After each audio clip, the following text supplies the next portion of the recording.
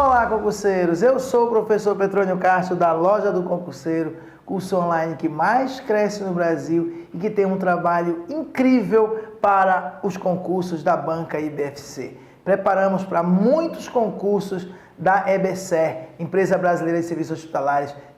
Estamos terminando um trabalho para a Embasa, empresa baiana. Logo teremos aí a SEDUC do Mato Grosso e muitos outros concursos. A banca IBFC, para a gente, para assistente administrativo, arquivologia, noções de administração, gestão de pessoas, atendimento ao público, é diferentão. E nós desvendamos essa banca. Nós temos um curso na nossa plataforma de ensino à distância, www.lojadoconcurseiro.com.br, com mais de 300 questões só comentadas, uma por uma, explicadinho, só de questões da banca IBFC, de conhecimentos específicos para a gente, assistente administrativo.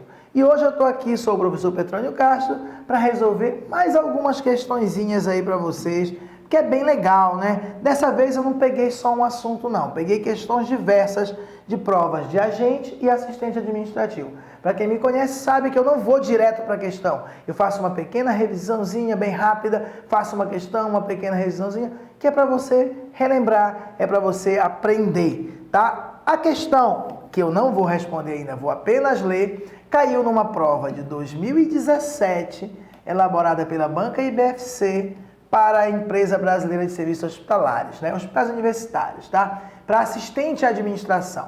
Preencha a lacuna com a alternativa correta. No contexto da administração, aí ele traz uma coluna, é muito típico, quem já assistiu às minhas aulas sabe que é uma das coisas que a banca IBFC usa muito mesmo, são lacunas. Então ele coloca uma lacuna. Nessa lacuna a resposta ou vai ser divisão do trabalho, ou comunicabilidade, ou motivação, ou liderança, ou hierarquia. Aí ele diz, no contexto da administração, pode ser definida como processo social de dirigir e influenciar o comportamento dos membros da organização, levando-os à realização de determinados objetivos. 3 elementos podem ser destacados nessa definição: pessoas, poder e influência. Essa palavra influência, quando você enxerga para ela, essa questão de processo social, da feita que você estuda bastante, resolve muitas questões da banca IBFC e de outras bancas, como a OCP também, que tem um estilo bem próximo do IBFC, você de cara já sabe a resposta. Processo social. É um processo que envolve mais de uma pessoa, envolve a vida do ser humano em sociedade e que envolve influenciar o outro para que ele vá lá e alcance um objetivo. Então, antes de responder, está aqui, pessoal, olha. Liderança. Liderança é um fenômeno social. Não existe liderança de um homem só. Eu não posso, eu sou líder de mim mesmo. Não é essa a ideia. Liderança é um fenômeno social, referente à capacidade do indivíduo para influenciar os outros. Então, são duas palavras-chave para o conceito, duas palavras-chave para o conceito de liderança. Fenômeno social e influência, influenciar o outro. Na organização, nas empresas, na família, ela existe tanto no organograma, no regulamento, na regra, que tem as relações de chefia formalmente definidas, como de forma espontânea, em relações informais, em equipes, ou mesmo na relação entre pares. Por exemplo, um casal, muitas vezes quem manda é a mulher, ela que lidera. Um time de futebol tem um capitão do time, que seria o chefe, mas nem sempre ele é o líder. Se ele for o líder, está no organograma, ele que comanda, mas muitas vezes não é o capitão que acaba comandando, liderando o time, e sim um outro jogador. Então, liderança é um fenômeno social, referente à capacidade do indivíduo para influenciar os outros. Voltando aqui, então, a nossa resposta é liderança. Tá bom? Então, a liderança pode ser definida como processo social de dirigir e influenciar o comportamento dos membros da organização, levando-os à realização de determinados objetivos. Ok? Então, liderança não pode ser confundida com autoridade, porque a autoridade é o direito que ele tem de mandar. é o direito, ele é o chefe, ele tem o direito de comandar, o direito de mando, o direito de mandar nos seus subordinados. Aí é a autoridade, tá bom? Aqui não, aqui é liderança, processo social de dirigir e influenciar pessoas. A nossa segunda questão, ainda dentro do tema liderança, é uma questão do IBFC de 2015. Muita gente aprende liderança e fica só memorizando que tem 3 tipos de liderança. Liderança autocrática, liderança democrática, liderança liberal. Mas anteriormente a esse estudo tem um outro, que ele é muito mais utilizado pela banca IBFC do que esse estudo aí que tem esses 3 tipos de liderança. Então essa questão diz assim: utilizamos os termos democracia e autocracia para definir alguns estilos de liderança aplicados dentro das organizações. Sobre o tema, analise as sentenças e assinale a alternativa correta. O item 1 ele fala de autocracia, o 2 de democracia. Vamos julgá-los. Autocracia é o estilo de liderança que é orientado para a tarefa e o poder das decisões fica concentrado na mão do líder. Já a democracia é um estilo de liderança participativa orientada para as pessoas. Eu não vou ainda julgar. Mas eu quero que vocês saibam que anteriormente a esse estudo, que diz que tem 3 tipos de liderança, liderança autocrática, democrática e liberal, a base de tudo é a autocracia numa ponta e a democracia na outra ponta.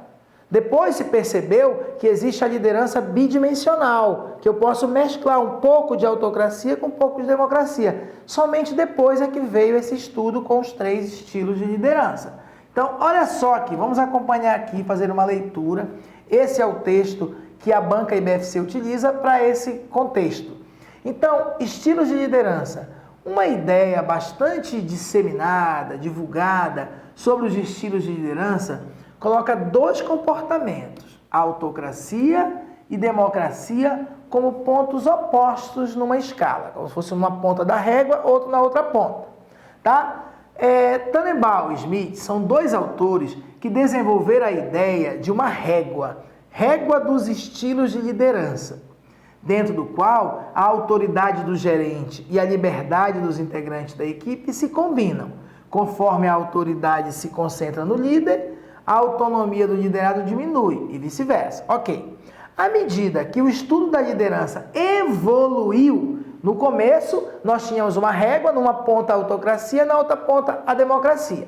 À medida que o estudo de liderança evoluiu, os 2 comportamentos passaram a ser caracterizados de forma diferente da tradicional. Criaram-se outros nomes. Liderança orientada para a tarefa, que seria a autocracia, por isso que está de vermelho, e liderança orientada para as pessoas, que seria a democracia, para designar os 2 estilos básicos. Então vejam que inicialmente nós tínhamos apenas 2 estilos básicos e não 3, autocracia, democracia e liberal. Cada estilo engloba diferentes comportamentos que podem ser eficazes ou ineficazes, dependendo da situação. Existem determinados públicos que você precisa ter uma liderança mais autocrática. Já outros grupos só funcionam se a liderança for democrática, tá bom? Temos aqui uma tabela que é muito utilizada pela banca IBFC sobre estilos de liderança. Dentro desse contexto de apenas 2 estilos. Estilos associados ao modelo democrático, nesta coluna, e estilos associados ao modelo autocrático, nesta outra coluna. Então, quando eu falo aqui de modelo democrático, eu tenho liderança orientada para as pessoas, liderança orientada para as relações humanas, liderança orientada para a consideração, considerar o outro. Já na outra ponta, do modelo do estilo autocrático, rigoroso, o chefe é mandão, ele toma as decisões, a liderança não é orientada para as pessoas, é orientada para as tarefas. Não estou nem aí para ti, eu quero que seja feito. Ah, mas eu tenho um compromisso, eu quero que faça a tarefa. Liderança orientada para produção. Liderança orientada para o planejamento e para a organização, ou seja, para a empresa e não para as pessoas. Não te considero, eu quero é a produção, eu quero é a tarefa feita, ok? Então é bastante utilizada essa tabela pelas bancas. Então, voltando para a nossa questão de número 2, que ele diz para assinar a alternativa correta, ele fala: autocracia é o estilo de liderança que é orientado para a tarefa, certo? E o poder das decisões fica concentrado na mão do líder. Perfeito. Já a democracia é um estilo de liderança participativa, tá certo? Orientado para as pessoas, tranquilo. Então, ambas as alternativas, as afirmativas 1 e 2, estão corretas. Tudo bem? Então, não deixa de assistir outras videoaulas que tem aqui no canal do YouTube sobre questões da banca IBFC. Se eu fosse você, assistia também todas as videoaulas sobre da banca AOCP, que é muito parecido, que tem aqui no nosso canal. Vai assistindo. Eu tenho uma maratona aqui de gestão de pessoas com 40 questões, pessoal, que eu gravei para o concurso da Universidade Federal do Pará. Tudo é útil, tudo é importante para você. Procura lá, tem inclusive o caderno de questões em PDF, você pode baixar e você vai gostar. 40 questões, bem explicadinho, mais de 2 horas de videoaula, tá bom? Então, nosso canal aqui no YouTube tem muita coisa boa, não só comigo, mas com os outros professores. Muita coisa boa mesmo. Nós trabalhamos bem direcionado. Entendeu? Por isso que o nosso curso normalmente tem simulado, nosso curso tem revisão de véspera, porque nós gostamos de acompanhar o aluno. Não é só aquele pacote de videoaula seca, nós tentamos vivenciar. Muitas vezes nós até vamos na cidade fazer uma mega aulão, principalmente de revisão de véspera, num grande auditório, tá? Então, vamos dar uma olhada no nosso canal, você não tem a perder. Então, outra questão aqui, essa aqui ainda é sobre liderança. Agora sim ele vai abordar os 3 estilos: liberal, autocrático e democrático. Ele vai agora envolver os 3. Olha o que ele diz.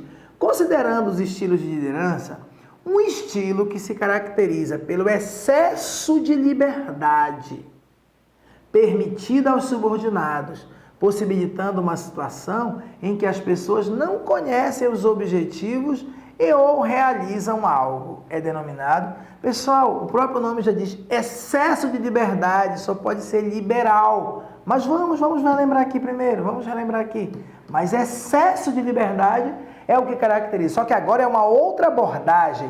Naquela primeira abordagem que o IBFC usou, ele usou apenas autocracia versus democracia. Agora você tem que perceber quando você está resolvendo a questão que agora a abordagem é outra. Pelas alternativas você vê que tem agora 3 estilos. Está aqui eles.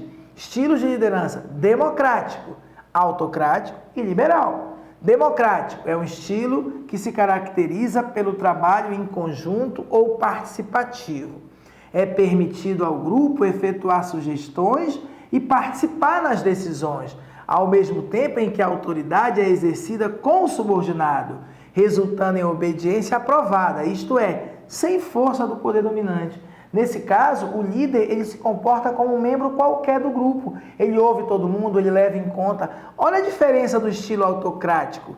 Esse estilo é denominado por alguns autores como diretivo, burocrático e até ditatorial. Efetivamente, concebe-se nele um comportamento arbitrário, autoritário e prejudicial, não permitindo a argumentação capaz de lhe desviar dos métodos e objetivos selecionados. Sua concepção consiste em fazer alguma coisa pela força e não pela liberdade de ação. É o chefe que determina tudo no autocrático. E o liberal, ele é parecido com o democrático, mas nele o chefe praticamente nem participa do grupo. Ele olha de longe, o grupo tem total liberdade. O estilo liberal, também denominado laissez-faire, uma palavra francesa, caracteriza-se pelo excesso de liberdade. Está aqui, foi daqui que foi tirada a questão. Excesso de liberdade permitida aos subordinados, possibilitando uma situação em que as pessoas não conhecem seus objetivos e nem se interessam em fazer alguma coisa.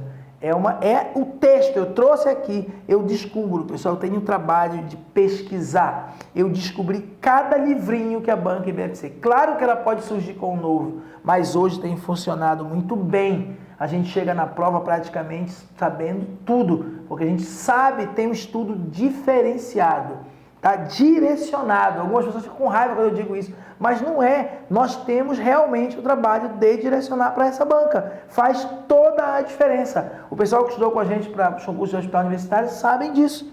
Então, voltando aqui para a nossa questão, ele diz, considerando os estilos de liderança, um estilo que se caracteriza pelo excesso de liberdade permitida aos subordinados, possibilitando uma situação em que as pessoas não conhecem os objetivos e ou realizem algo denominado. É denominado Entendeu? Então, excesso de liberdade, basta isso para você acertar a questão. Liberal. Liberal e ponto final. Vamos para a quarta questão. A quarta questão, nós já vamos falar de um outro tópico. Tem a ver com liderança, mas é para se contrapor à liderança. Caiu na prova do IBFC do Maranhão, tá? Organizar é o processo de dispor qualquer coleção de recursos ou conjunto de partes em uma estrutura. Classificação ou ordem. Inclusive, isso aqui já caiu em prova do IBFC, mas não é, isso aqui está voando aqui, não é nem sobre isso a questão. Depois de identificarmos os departamentos, as responsabilidades são definidas. Dando sequência ao tema, leia a sentença e preencha a lacuna corretamente. Mais uma questão de lacuna. O IBFC adora lacunas. É o direito legal que os chefes têm de dirigir ou comandar o comportamento de sua equipe, chamados subordinados, colaboradores ou funcionários, dependendo do tipo de organização. Hoje é muito moderno chamar de colaborador ao invés de chamar de funcionário, tá? Mas o direito legal que o chefe tem de mandar no seu subordinado é chamado de autoridade. Autoridade. A autoridade ou autoridade formal se refere ao direito legal que os chefes ou gerentes têm de influenciar o comportamento de seus subordinados, bem como de utilizar ou comprometer os recursos organizacionais. Então, o direito legal de mando não é liderança, é autoridade ou autoridade formal. O poder existe em função do cargo exercido e torna possível a tomada de decisões sobre o trabalho de outros integrantes. Entendeu? Eu sou engenheiro civil, entre outras coisas, e aí eu fui trabalhar numa construtora e a pessoa que me mandava, ela tinha só ensino médio. E eu recém-formado, ó, bestão, né? Entendeu? Achava que ela não podia me mandar. Claro, ela era filha do dono da construtora, claro que ela podia me mandar. Ela tinha o direito legal, o chefe tem direito legal de me mandar. Não precisava ela ser engenheira. Claro que alguém tinha que me dar uma ordem, mas de caráter geral, nesse caso aí. Mas ela era minha chefe, ponto final. Então, o direito legal de mando é autoridade formal. Esse poder existia em função do cargo, ela era chefe, acabou. Tá? Torna possível essa tomada de decisão sobre o trabalho dos outros integrantes. Então, aqui a nossa resposta, a autoridade. A autoridade é o direito legal que os chefes ou gerentes têm de dirigir ou comandar o comportamento dos integrantes de sua equipe. Esses membros da sua equipe são chamados ou de subordinados, ou de colaboradores ou funcionários, dependendo do tipo da organização. É super chique dizer que são nossos colaboradores, tá bom? Tranquilo aqui. Então, não vai confundir liderança com autoridade ou autoridade formal, tá? Sempre que falar o direito legal que os chefes têm de mandar, a autoridade. Agora, o processo social que envolve influenciar, liderança. Tranquilo? Vamos à quinta questão, vamos puxar um outro assunto agora, que é o trabalho em equipe, tá? Questão de 2014 aqui do IBFC, para assistente administrativo. Uma equipe deve ter um conjunto de participantes capazes de contribuir com habilidades e competências diferentes para o alcance dos objetivos. Equipes bem-sucedidas apresentam algumas características comuns. Leia abaixo alguma dessas características e assinale a alternativa errada. Pessoal, essa questão é muito bacana, porque ele traz o conceito de trabalho em equipe. Muita gente não sabe diferenciar grupo de equipe. Grupo é qualquer reunião de pessoas. E para esse grupo ser considerado uma equipe, tem que ter algumas características. E a mais importante dela é que, para ser uma equipe, as pessoas que formam essa equipe, elas têm que ter habilidades e competências diferentes uma das outras. Se eu sei exatamente o que o meu colega de trabalho sabe, se nós dois nos juntarmos para fazer um trabalho, nós jamais seremos uma equipe, seremos apenas um grupo.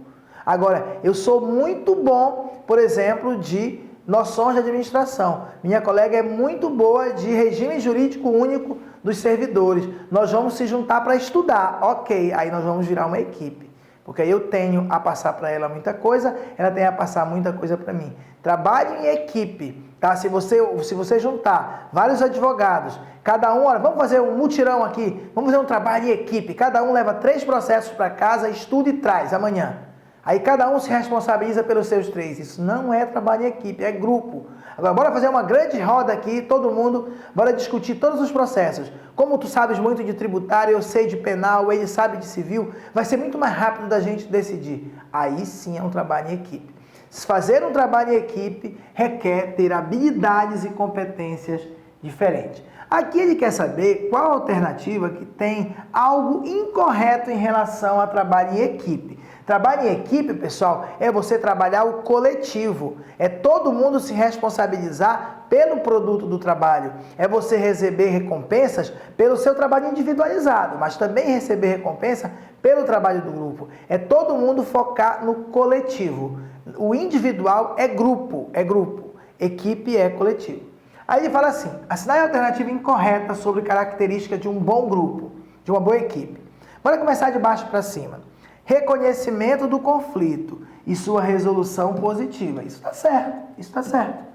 Grupo vai ter conflito, vai sim reconhecer que existe, mas vai ter a sua resolução positiva, através de críticas construtivas, através do debate, entendeu? Clima de cooperação, tem tudo a ver com equipe, colaboração, confiança e apoio, isso é equipe.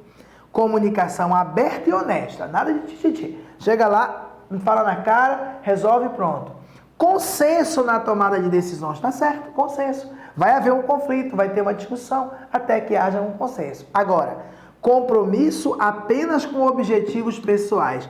Quando uma pessoa tem compromissos apenas com objetivos pessoais, isso não combina com a equipe. Ele falou, equipes bem-sucedidas apresentam algumas características comuns. Qual é a incorreta? Essa é a incorreta. Compromisso apenas com objetivos pessoais não combina com equipes bem-sucedidas, tá bom? Olha aqui uma pequena revisão aqui. Grupo é definido como 2 ou mais indivíduos em interação e interdependência que se juntam para atingir um objetivo.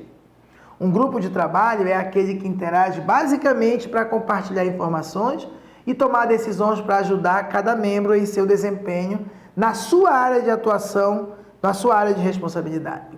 Os grupos de trabalho não têm necessidade nem oportunidade de se engajar em um trabalho coletivo. Não combina trabalho coletivo com grupo, que requer esforço conjunto. Assim, seu desempenho é apenas a somatória das contribuições individuais de seus membros. Não existe uma sinergia positiva. Esse termo, sinergia positiva, é a grande caracterização de equipe. A Banca IBFC adora esse termo, sinergia positiva. No grupo não existe sinergia positiva que possa criar um nível geral de desempenho maior do que a soma das contribuições individuais. Quando é que existe uma sinergia positiva? É aquela história de quando 1 mais 1 é mais que 2. Então, eu sozinho consigo, por exemplo, pintar uma parede. O meu colega sozinho consegue pintar uma parede também. Nós dois juntos conseguimos pintar 3 paredes. Por quê? Porque eu sou muito bom de detalhes, ele é muito bom de esticar a tinta, mandar ver. A gente se junta lá e rapidinho a gente faz tudo. Faz mais do que nós faríamos sozinhos. Então, isso é sinergia positiva. É quando o total produzido é maior do que a contribuição que seria individual. Aí você diz que houve uma sinergia positiva.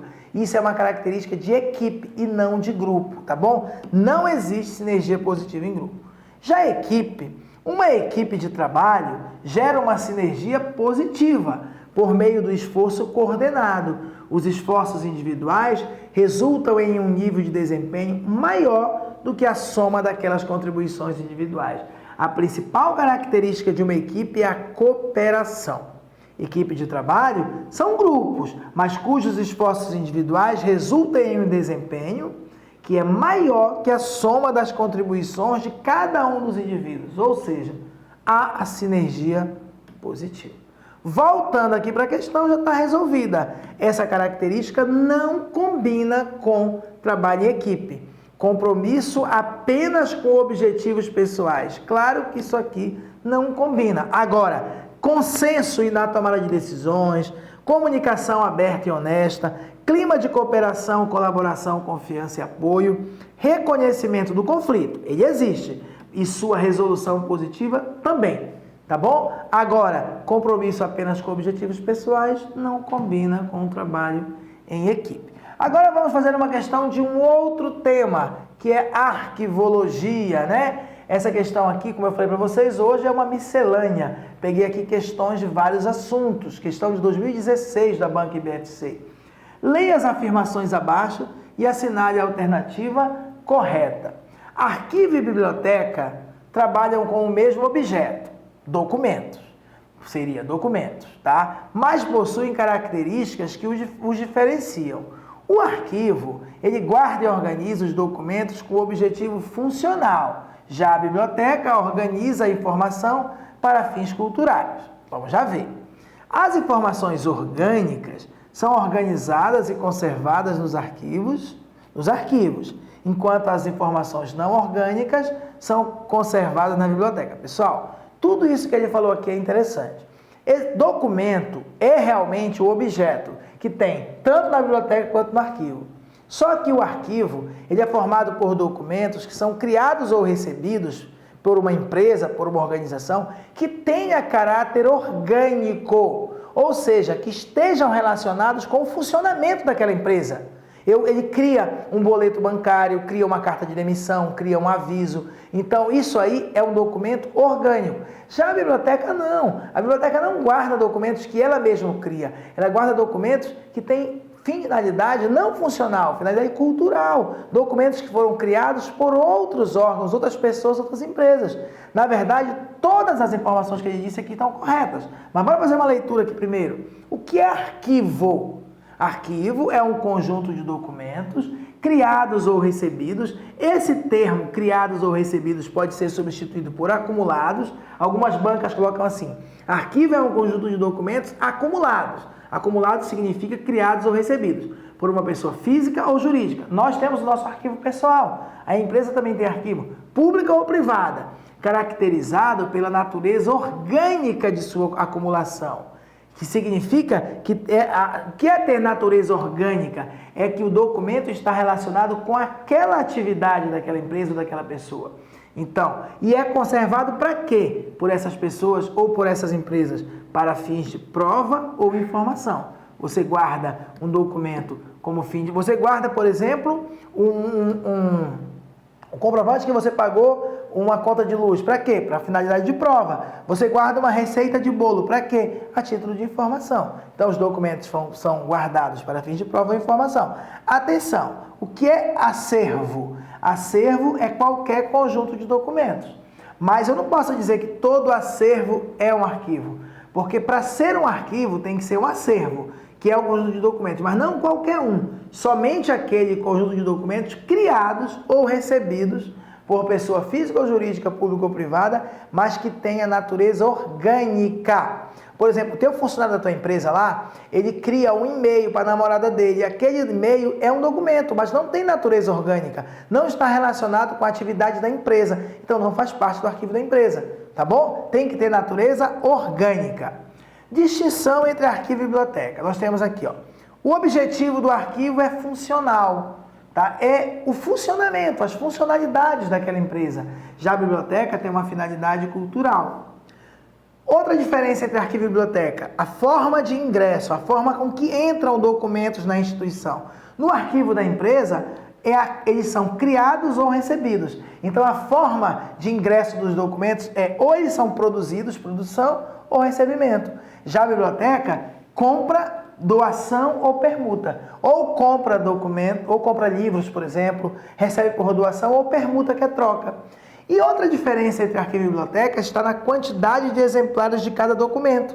No arquivo tem só um único exemplar, só uma conta de luz paga, ou um exemplar e um número limitado de cópias. Uma, por exemplo, você paga lá na lotérica, só que desaparece com o tempo por causa da impressora térmica. Aí você bate uma cópia e guarda, mas não um monte, você guarda 1, 2.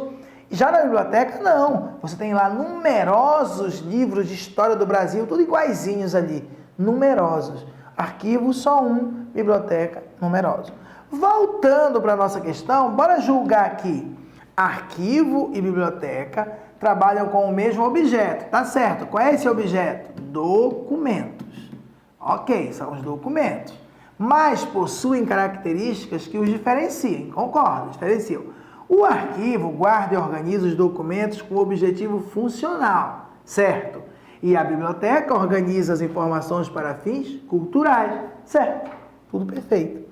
As informações orgânicas, que são aquelas relacionadas às atividades da empresa, são organizadas e conservadas nos arquivos, tá certo? Enquanto as informações não orgânicas são conservadas nas bibliotecas, também tá certo. Então, todas as afirmações estão corretas.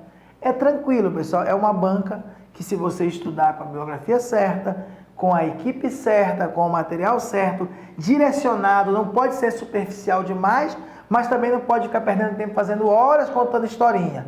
Daí você vai passar mais rápido no concurso, tá bom?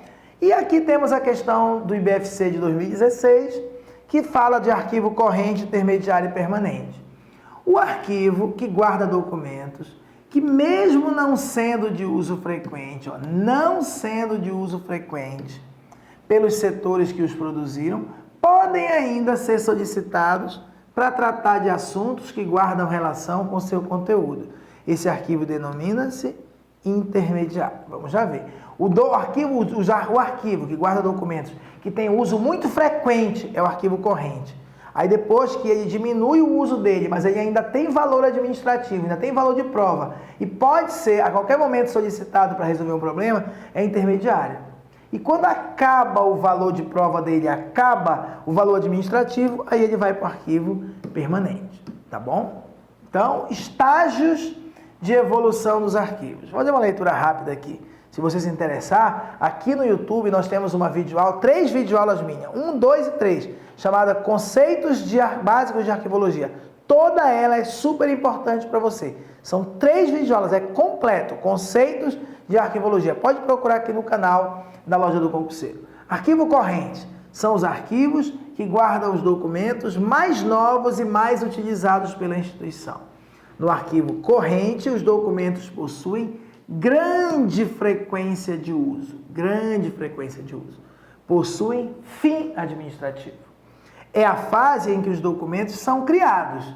Nesta fase, os documentos tramitam bastante, vai de um setor para o outro e são muito consultados. Os arquivos correntes se localizam nos próprios setores que produzem ou que recebem os documentos, ou em locais próximos a eles, tá? Normalmente você trabalha na sua sala lá, tem a sua secretária, ou não tem, é ali naquela sala que ficam os documentos que mais são utilizados, frequentemente utilizados.